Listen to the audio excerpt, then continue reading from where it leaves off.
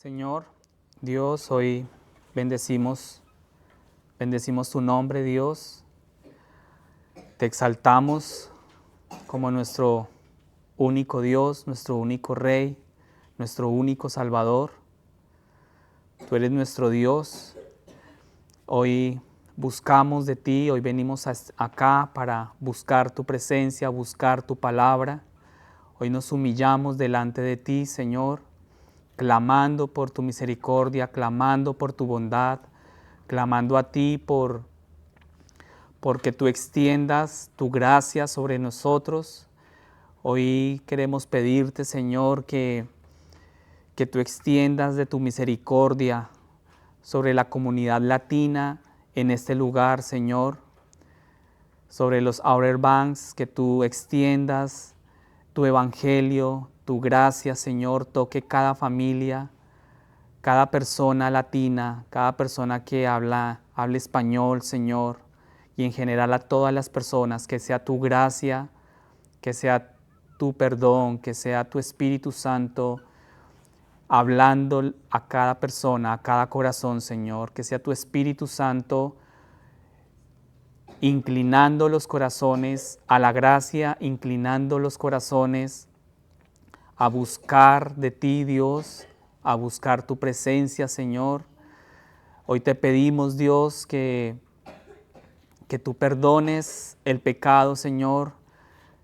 Hoy clamamos, Señor, porque tu presencia, Dios, porque tu palabra sea revelada y sea transformando cada mente y cada corazón, Señor. Dios, bendice, Señor, tu iglesia. Usa tu iglesia, Señor, para que el evangelio, Dios, sea extendido, sea predicado, Señor, para que el nombre de Cristo sea predicado a cada vida. En el nombre del Padre, del Hijo y del Espíritu Santo te pedimos, Dios, te pedimos por la libertad, Señor, la libertad en cada vida, la libertad del pecado, Señor.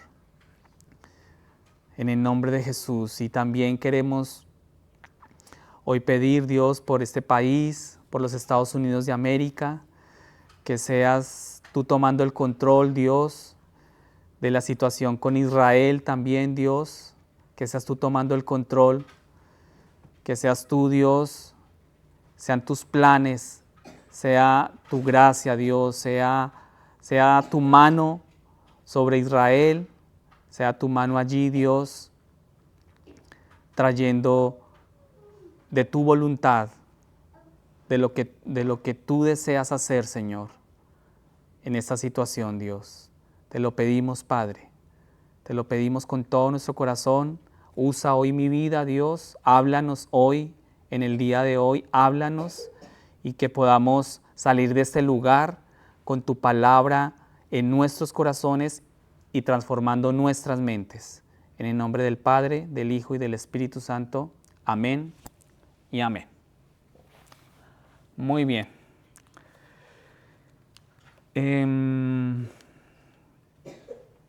Bueno, hoy nos corresponde Génesis. Vamos a seguir con nuestro estudio de Génesis 9, versículo 1 al 17.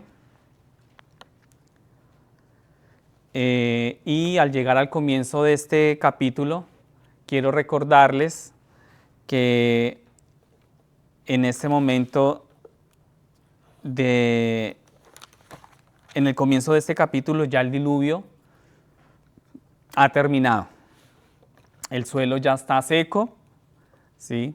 Podrán ustedes recordar que la semana pasada hablábamos que el suelo ya se encontraba seco, las plantas y los árboles empezaron a crecer de nuevo, y Noé junto con su familia y todas las aves y animales del arca ya habían salido del arca. Dios le habló a Noé diciendo: sal del arca, ¿sí?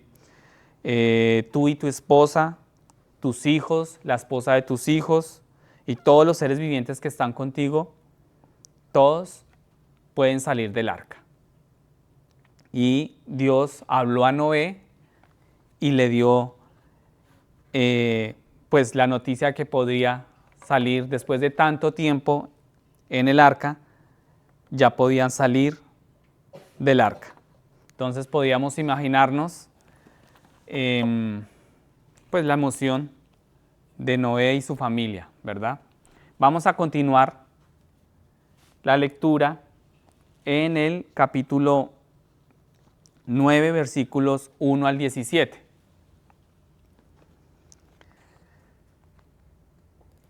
Pacto de Dios con Noé.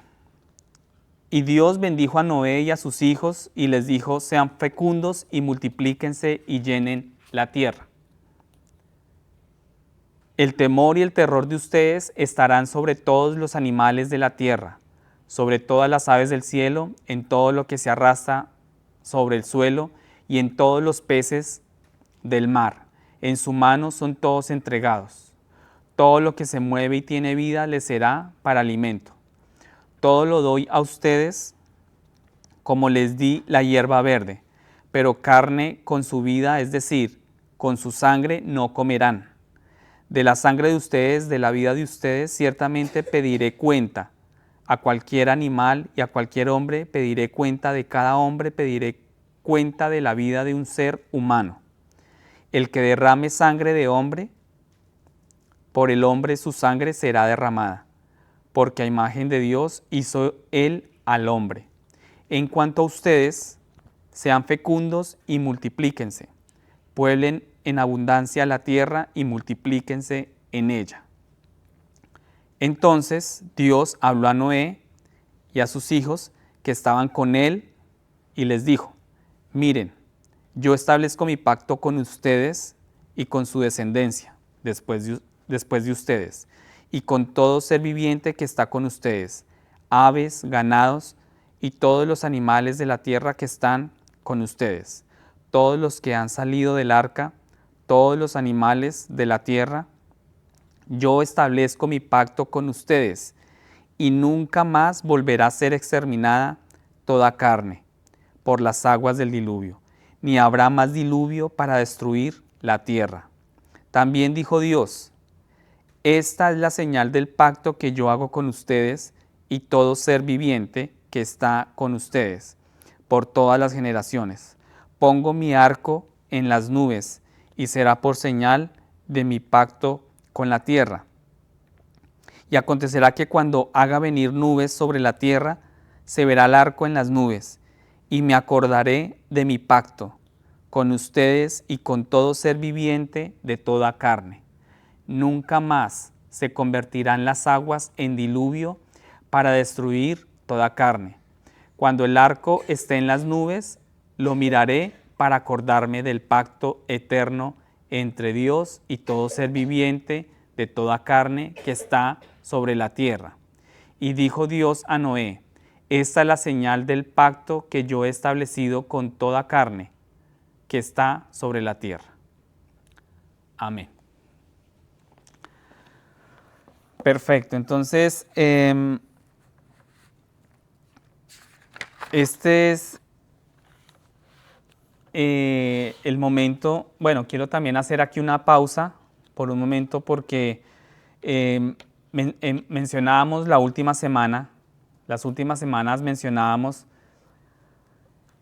que esto debería recordarnos el relato de la creación en Génesis 1, ¿sí? Este nuevo comienzo de Noé junto con su familia nos recuerda el relato de la creación, ¿verdad? Ya hemos visto varios paralelismos con la creación de la tierra, y esta parte en particular debería recordarnos el sexto día. En Génesis 1, 26 al 28 se nos dice que en el sexto día Dios se dijo a sí mismo: hagamos al hombre a nuestra imagen, conforme a nuestra semejanza, dominarán a los peces del mar, a las aves del cielo, al ganado y a toda la tierra y a los animales que se arrastran sobre la tierra. Entonces aquí, por lo tanto, Dios creó al hombre a su imagen, lo creó a imagen de Dios, los creó varón y hembra. Dios los bendijo y les dijo: sean fecundos, multiplíquense, llenen la tierra y sojúzguenla, gobiernen a los peces del mar, a las aves del cielo y a todo ser que se arrastra sobre la tierra. Esta misma bendición se repite en el versículo 1 del capítulo 9, el que acabamos de leer, y de nuevo en el versículo 7. Y aquí lo pueden ver en pantallas, cómo se repiten estas mismas palabras, estas mismas como órdenes de Dios.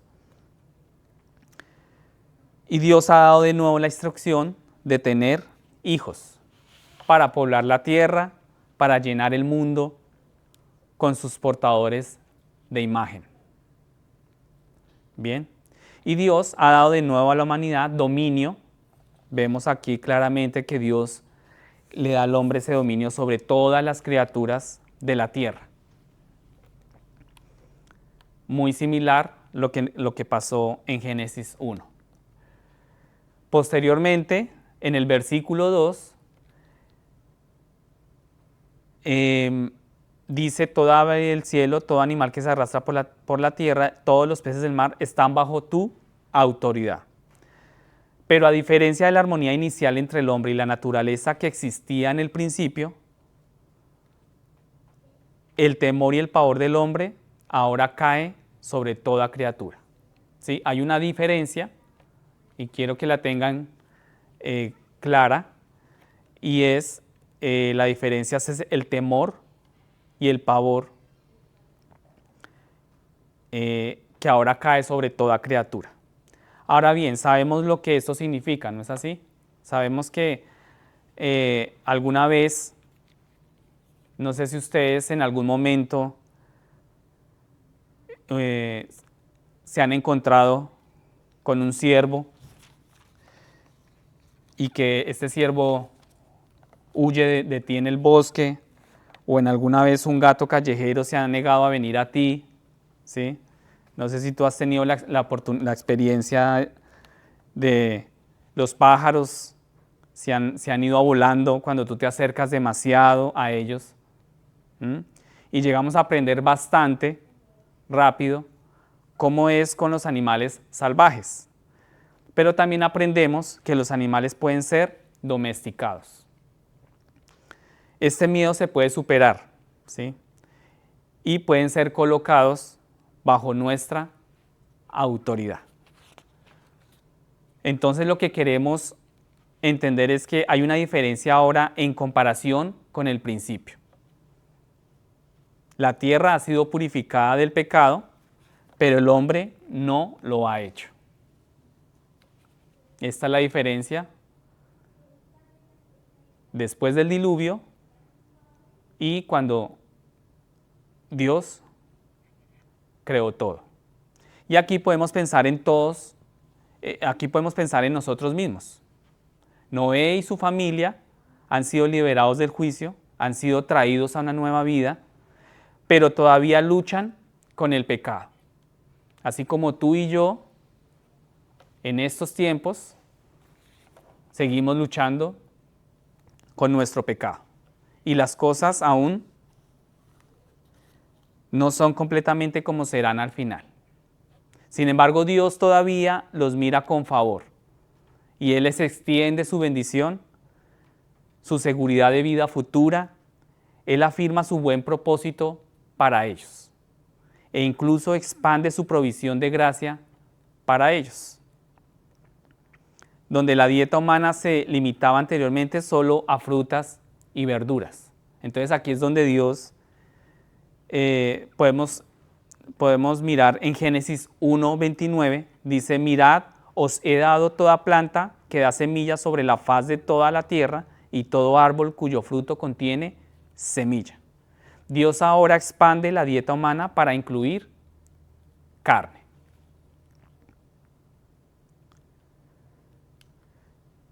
Enseguida en el versículo 3, todo ser viviente os servirá de alimento. Entonces aquí es cuando Dios incluye, expande la dieta del hombre. Y ahora queremos notar que no hay restricción solo para ciertas criaturas. Dios nos dice: solo los limpios, pero manténgase alejado de la carne de cerdo, los mariscos y cosas por el estilo. Lo que Dios dice aquí es, todo ser viviente es tuyo para comer. Esto puede hacer que te preguntes, ¿por qué? ¿Sí? Si más tarde Dios restringe la dieta de Israel, ¿por qué Dios le ha dado a Noé y a su familia todo aquí? Es una pregunta interesante y lo vamos a resolver en el transcurso de la predicación. Bueno, en ese momento en particular,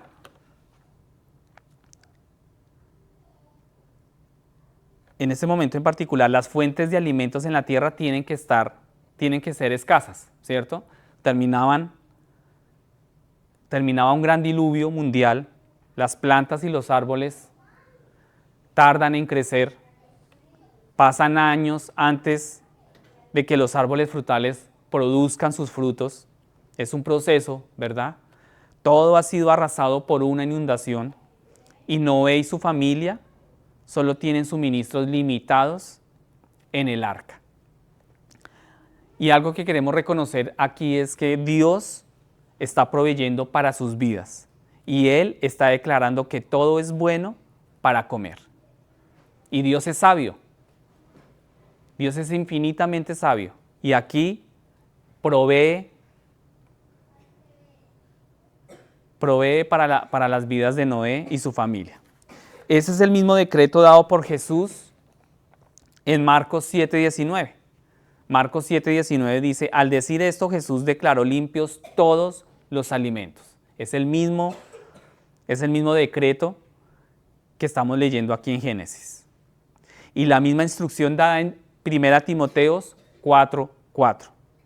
1 Timoteos 4:4 dice, porque todo lo que Dios creó es bueno y nada hay que desechar si se recibe con acción de gracias.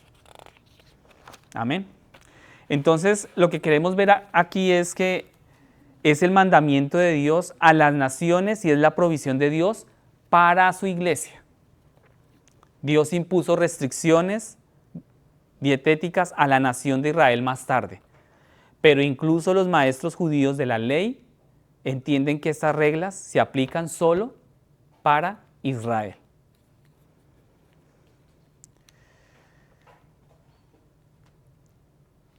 Y los maestros judíos de la ley a menudo hablan de algo llamado los 7 preceptos de Noé o los hijos de Noé. Entonces, en pantallas ustedes pueden ver los 7 preceptos de Noé. El primer precepto es no adores ídolos, enseguida no blasfemes, no asesines, el tercero. El cuarto, no cometas incesto. Quinto, no robar. Sexto, hacer justicia. Y por último, no comas carne con la vida que contiene sangre. Estos 7 preceptos fueron los mandamientos dados a Noé y a sus hijos, que ellos entendieron que se aplicaban a todos los pueblos, o sea, a todas las naciones. Estos son los preceptos que los judíos requerían que observaran los conversos. Y son los mismos que la iglesia requería de los cristianos gentiles. Es decir, en Hechos 15, cuando se discute este asunto y se envía una decisión a las iglesias gentiles, lo voy a leer, dice, no debemos causar dificultades a los gentiles que se vuelven a Dios, sino que debemos escribirles para que se abstengan de cosas contaminadas por ídolos, de fornicación, de comer de todo lo que ha sido estrangulado y de sangre. Eso lo encontramos en los versículos 19 y 20. La razón que se da en el versículo 21 es el siguiente. Desde la antigüedad, Moisés ha tenido quienes lo proclaman en todas las ciudades y todos los sábados se le lee en voz alta en las sinagogas. En otras palabras, estos requisitos de Dios han sido proclamados desde los primeros tiempos y son muy bien conocidos en todas partes. Algunos cristianos todavía se preguntan acerca de esto hoy. hoy en día se preguntan sobre esto.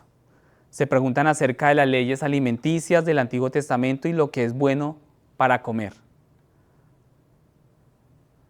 Pero por favor, no te lo preguntes. La Biblia es excepcionalmente clara y la respuesta la estamos viendo. La respuesta está aquí. Ahora encontramos este precepto final de Noé aquí mismo en el versículo 4. Quiero que miren por favor el versículo 4. Es clara. La palabra de Dios dice, pero carne con su vida, es decir, con su sangre, no comeréis. No debes comer carne con sangre vital en ella. Otra versión dice, pero carne con su vida, es decir, con su sangre, no comeréis. La Biblia es muy clara acerca de la conexión entre la vida y la sangre.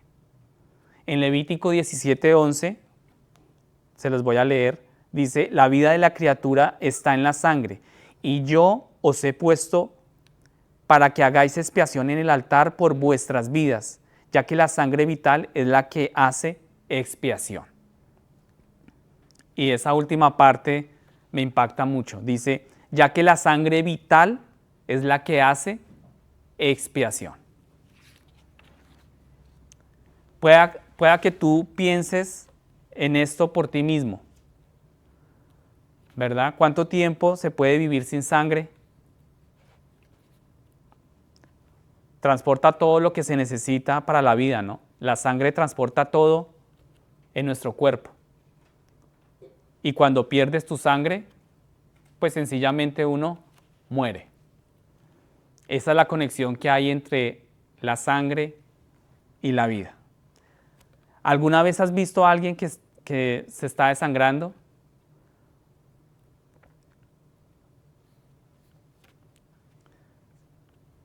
Yo también, muy bien, sí, yo también en mi país tuve la oportunidad de ver una persona en esa condición y ahí es donde uno puede ver el enlace que hay, la similitud que hay entre la vida y la sangre. Y la persona que pierde sangre se empieza a poner pálido, ¿verdad? Sin vida. Los animales, lo mismo. Los animales cuando se desangran,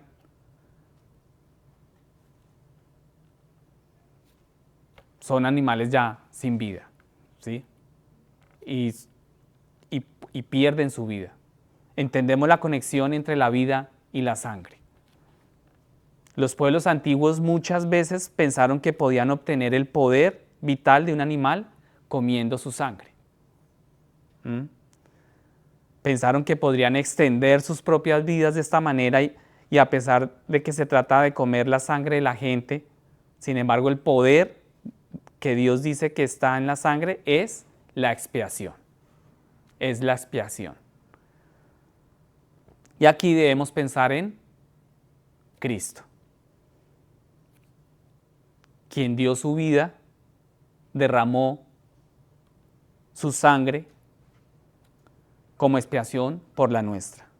Cada una de nuestras vidas ya están perdidas por el pecado, están perdidas por el pecado. No tenemos poder en nosotros mismos para vivir más tiempo. Nuestra sangre no puede hacer expiación con Dios. Pero Cristo ha puesto su vida en nuestro lugar como sacrificio perfecto. Fue un sacrificio perfecto. Y el poder de la vida y el poder de la expiación está en la sangre de Cristo.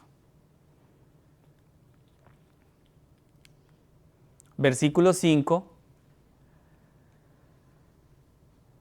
es claro también, dice, de todos los animales y de todo hombre, cualquiera que derrame sangre de hombre, su sangre será derramada por el hombre, porque Dios ha hecho al hombre a su imagen.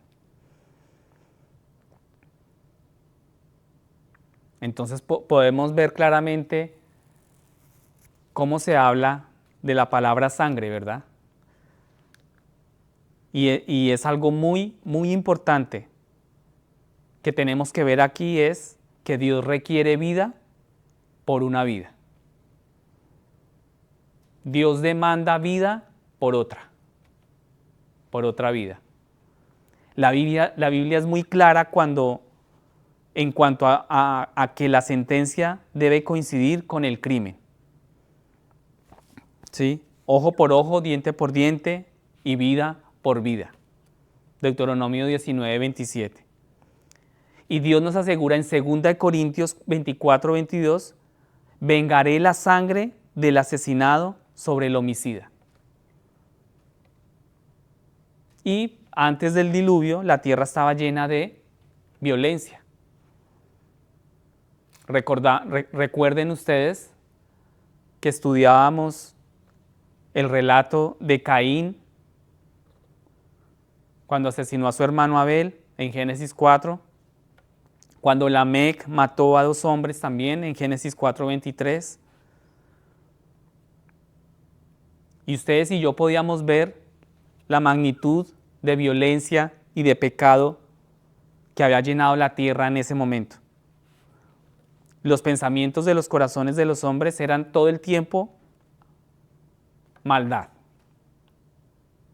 Génesis 6:5. Veíamos el nivel de maldad en el hombre.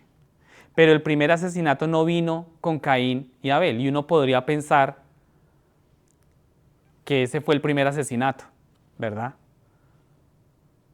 Pero el primer asesinato vino en el jardín del Edén. Vino cuando Adán y Eva perdieron la vida por el pecado. Y se les exigía una vida que ninguno de los dos podía producir. Esa primera vida perfecta se perdió y desde entonces ninguno de nosotros puede producir vida. Se perdió por el pecado. No solo nacemos caídos, pero tan pronto como podemos, tomamos decisiones para el pecado. Nuestra naturaleza es inclinarse a la maldad, al pecado, y simplemente prueba que nuestras vidas también están perdidas, que no son aptas para Dios. Ya sabes, cuando el asesino comparece ante un tribunal y se exige la vida que le quitó, el asesino no puede producir, no puede entregar vida por la vida que él quitó. El asesino no puede resucitar a esa persona entre los muertos. Y lo mismo ocurre con nosotros. Cuando nos presentamos ante Dios, se nos pide que produzcamos una vida que Dios acepte. Nosotros tampoco podemos resucitar, nosotros tampoco podemos devolver esa vida. Pero para aquellos de nosotros que confiamos en Cristo, conocemos las buenas nuevas. La esperanza está en Cristo. La esperanza de nuestras almas está en Cristo. Jesús ha vivido la vida perfecta. Él lo ha dado en nuestro lugar y lo dio todo. Él ha hecho expiación con su sangre, derramando toda su sangre. Y cuando se nos exige una vida perfecta, Cristo presenta su propia vida.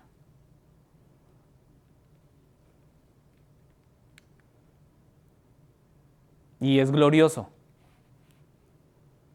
Es glorioso escuchar y creer en Cristo. Es glorioso tener esta esperanza, ¿no les parece?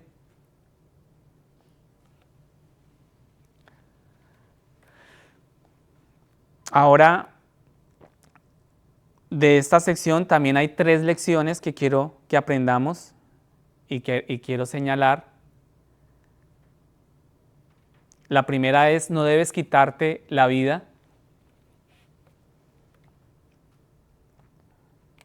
Muchos discuten, he escuchado por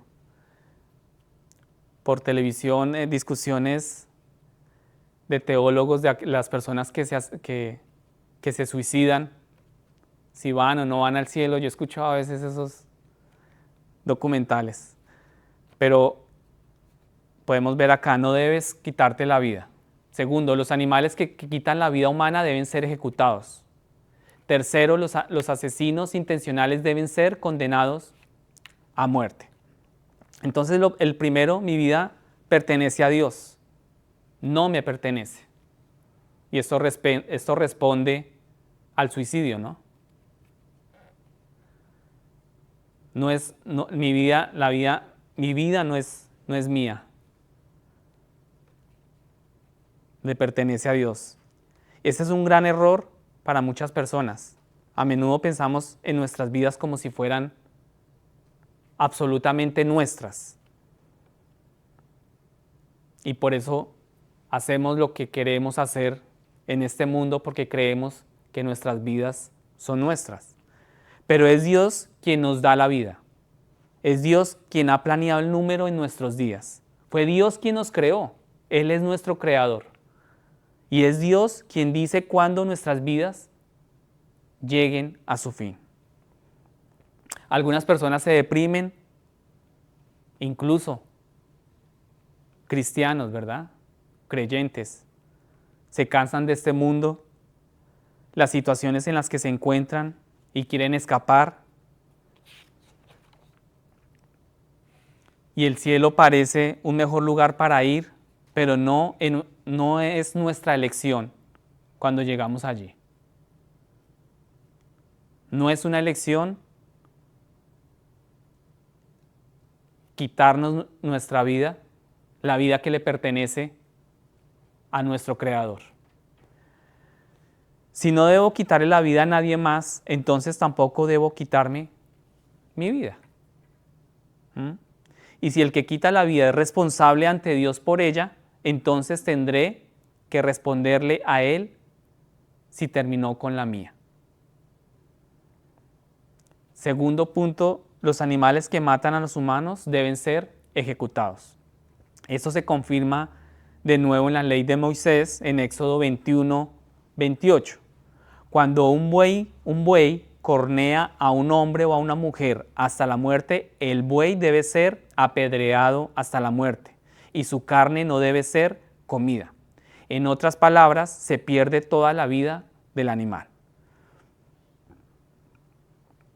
También es claro este punto. Y por último, Dios ha sancionado que la pena capital sea llevada a cabo por autoridades debidamente nombradas. Cualquiera que derrame sangre de hombre, su sangre será derramada por el hombre. En el versículo 6 leemos esto. Y de la mano del hermano de cada hombre derramaré la vida del hombre. Y como algunos de ustedes saben, una amiga muy cercana fue llamada recientemente para servir en un jurado por un caso de asesinato. Y después de su parte en eso terminó y se nos permitió hablar de ello. Y hubo algunas discusiones sobre este tema. Y una de las preguntas que surgió, que se le hizo a los posibles jurados fue, ¿cree usted que la pena de muerte debe aplicarse siempre? Gran pregunta, ¿verdad?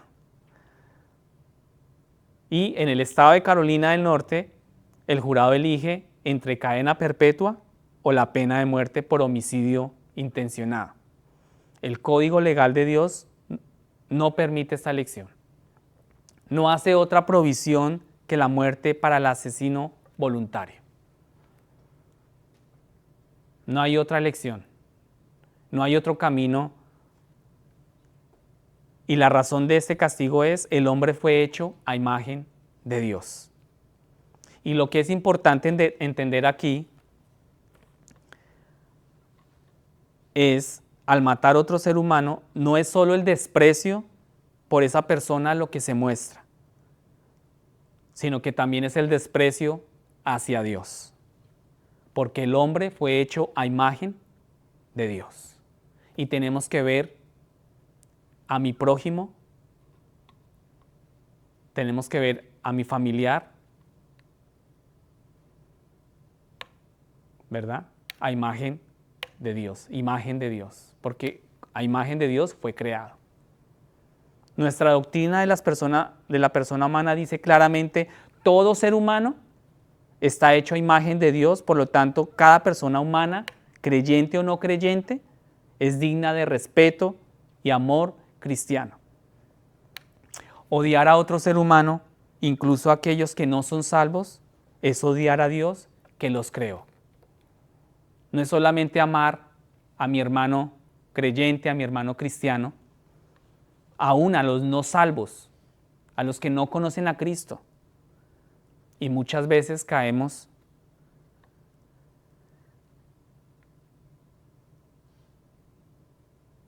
en odiar, ¿verdad? Y en tener sentimientos que no son correctos hacia estas personas que Dios también creó. Todos somos creación de Dios. Y matar a otro ser humano, salvo o no salvo, creyente o no creyente, es lanzar un ataque contra Dios mismo. Y por eso es que Dios es tan claro con esta ley. Algunos de los posibles miembros del jurado, que también eran cristianos, se preguntaron, ¿hay alguna situación en la que se pueda elegir la cadena perpetua en lugar de la muerte? ¿Acaso Dios no muestra misericordia? Y sí, la respuesta sí, Él muestra misericordia, pero solo por aquellos que verdaderamente se arrepienten. Dios es un Dios misericordioso.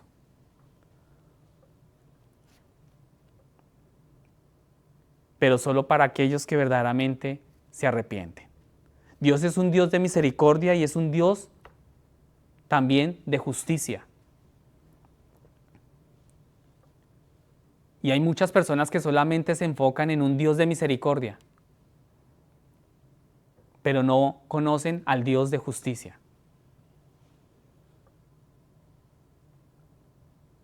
No transige uno por el otro. Él no barre nuestros pecados debajo de la alfombra. No se limita a mirar hacia otro lado para mostrar misericordia. Él ha puesto el castigo completo por nuestros pecados sobre su Hijo, Jesucristo. Dios no renunció al castigo. Cristo lo tomó por nosotros. Entonces, ser resucitado de entre los muertos, mostrar que el propósito de Dios para nosotros es vida. Ahora, retomando el versículo 8 al 17, Dios le está hablando de nuevo a Noé. Y aquí Dios confirma su pacto con Noé. Vamos a leer los versículos 8 al 17. Vamos a señalar algunas cosas en los versículos 9 al 17. Dios confirmó su pacto con Noé, los hijos de Noé y con sus descendientes. Dios siempre se relaciona con su pueblo a través de un pacto. Repitan después de mí, pacto.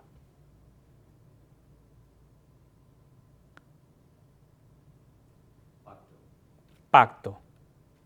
Repitan después de mí, pacto. Pacto. Los pactos con Dios son muy importantes. Son supremamente serios. Pactar con Dios. Un acuerdo legal. Lo maravilloso de esto es que siempre sabemos qué esperar de Dios. Amén.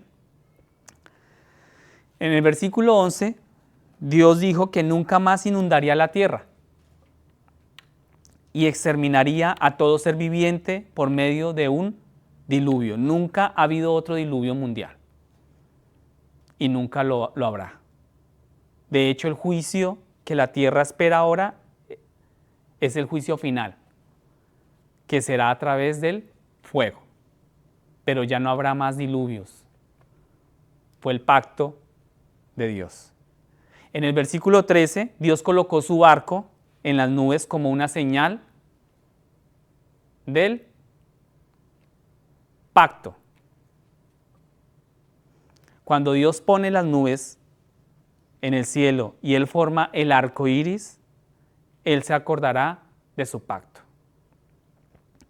Dios toma todas las medidas necesarias para defender su palabra. Y este tema del arco iris me recuerda mucho los movimientos que hay hoy en día, ¿no? Que van en contra de Dios y toman esto, pero para inclinarlo a la maldad y al pecado, ¿no? Los colores del arco iris y todo esto. Y ese es el corazón del hombre. Siempre va contrario a los preceptos de Dios. En el versículo 16, el pacto de Dios es un pacto eterno. Así como Dios nunca cambia y su palabra permanece para siempre, su pacto nunca cambia y dura para siempre. El pacto dura para siempre. Y tú y yo tenemos que tener la confianza y la tranquilidad que si pactamos con Dios, va a durar para siempre. Versículo 17. Entonces Dios nuevamente confirmó su pacto y la señal del mismo. Cada pacto que Dios ha hecho, ha señalado lo que Él haría en Cristo. Y me gustaría hacer aquí algunos paralelismos útiles para nosotros, para nuestras vidas. Dios ha confirmado su pacto con nosotros en la sangre de Cristo. Y sabemos que estamos limpios, sabemos que estamos justificados, sabemos que tenemos vida eterna. Dios nunca nos inundará con el juicio que Cristo ha tomado. Dios no castiga la misma cosa dos veces. Todas nuestras transgresiones han sido puestas sobre nuestro único Salvador, Jesucristo. Y el juicio final no es para su iglesia. No es para los que creen en Cristo. No es para los que han dado su vida a Jesucristo. Dios nos ha dado su Espíritu como una señal de su nuevo pacto. Cuando Él nos mira, Él ve su Espíritu. Él recuerda la muerte de su Hijo por nosotros. El pacto de Dios es eterno. Su palabra y su promesa y nuestro futuro nunca cambiarán. ¿Pueden ver la importancia de la palabra pacto? Dios tiene pensamientos preciosos acerca de sus hijos y la misma palabra hablada a Israel es también para nosotros. Jeremías 29:11, les voy a leer, dice: porque yo sé los planes que tengo para vosotros, planes para el bien y no para el mal, planes para daros un futuro y una esperanza. Y esto debería llenar de tranquilidad, de paz nuestras almas. Los planes para daros un futuro y una esperanza. Dicho esto, me gustaría terminar con un resumen en estos 3 puntos. Y el primer punto es: entrega tu vida a Dios. Para empezar, es suyo y es lo que cada uno de nosotros le debe. No le oculte a Dios lo que es suyo. No te aferres a ella como si fuera tuya. No te engañes pensando que puedes preservarlo o extenderlo. No nos engañemos y no tratemos de engañar a Dios. Dios ha planeado cada uno de nuestros días. No te llevará ni un momento demasiado pronto. No te dejará quedarte ni un momento más tarde. Y la única mano segura en la que se puede estar es la mano de Dios, es en el plan de Dios. Segundo, gobierna con amor y no con miedo. La persona caída está gobernada por el miedo y trata de controlar a otras personas con miedo. Viviendo bajo el miedo y el pavor de lo que pueda pasar, y tratan de hacer que los demás les teman y les tengan miedo. No me hagas enojar, ¿no quieres ver lo que puedo hacer? ¿Sí? Y es la reacción que tiene el ser humano. Hazlo y verás que te arrepentirás. No seas así. No somos animales, no somos bestias. La ley de la nueva creación es el amor y no el miedo. Y esto, la verdad, también impacta mucho mi corazón porque con nuestros hijos, con mis hijos, también debemos gobernar con amor y no con el temor y el miedo. Con nuestro hermano, nuestro hermano creyente, cristiano,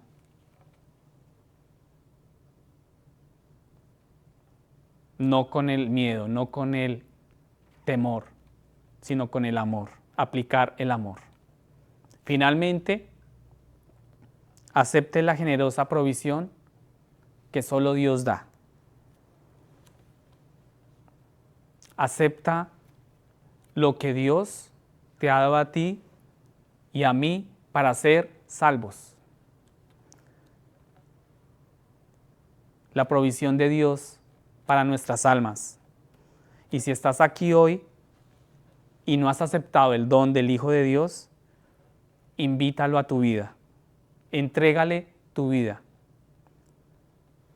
Y recibe esa gloriosa esperanza de lo que Él te da. Y establece un pacto con Dios. Yo creo que esa palabra pacto tiene que convertirse muy importante para el día a día de nuestras vidas. Tenemos que caminar siempre en pacto con Dios. Amén.